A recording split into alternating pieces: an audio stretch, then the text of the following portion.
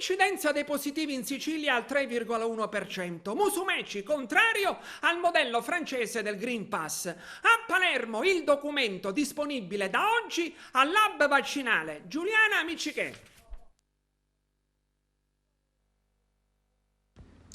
Sono 300 i nuovi casi di Covid in Sicilia a fronte di 9.523 tamponi processati. L'incidenza è al 3,1%. La regione è al secondo posto per i nuovi contagi giornalieri in Italia, dietro il Lazio che ne conta 434. Gli attuali positivi sono 5.381 con un aumento di 258 casi rispetto al precedente report. I guariti sono 41. Un morto per un totale di 6.007. I ricoverati ordinari sono 176, 6 in più, e quelli in terapia intensiva sono 22, 1 in più.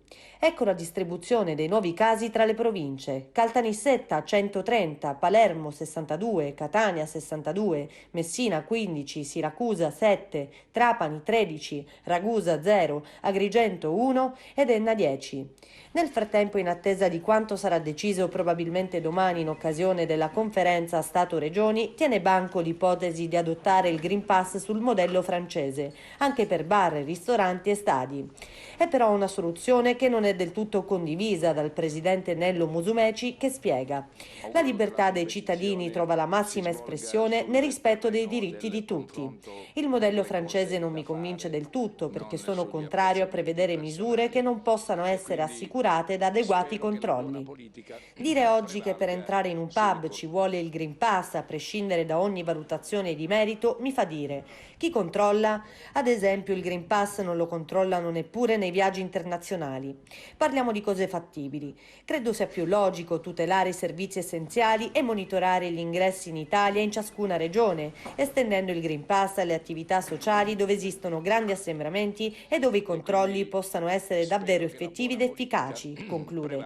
Ed ancora in tema di Green Pass, da oggi è possibile il rilascio alla Fiera del Mediterraneo di Palermo. L'hub vaccinale ha creato un ufficio apposito per permettere ai cittadini di chiedere e ottenere la certificazione verde, seguendo semplici procedure attivate dalla struttura commissariale per la gestione dell'emergenza. I cittadini potranno inoltrare via mail la richiesta di rilascio tramite l'indirizzo greenpassfiera@asppalermo.org, oppure in alternativa l'utente può recarsi di persona alla Fiera del Mediterraneo e il documento gli sarà rilasciato in presenza. Il commissario per l'emergenza Covid a Palermo, Renato Costa, afferma: riceviamo continuamente email di persone che ci chiedono aiuto per ottenere il Green Pass. Il documento però è stato finora rilasciato unicamente a livello centrale, sotto la gestione del Ministero della Salute. Adesso siamo riusciti ad avere l'autorizzazione a operare direttamente sul sistema, in modo tale da poter fare da tramite con l'utenza e facilitare l'accesso alla documentazione. I colleghi e il personale tutto sta partecipando.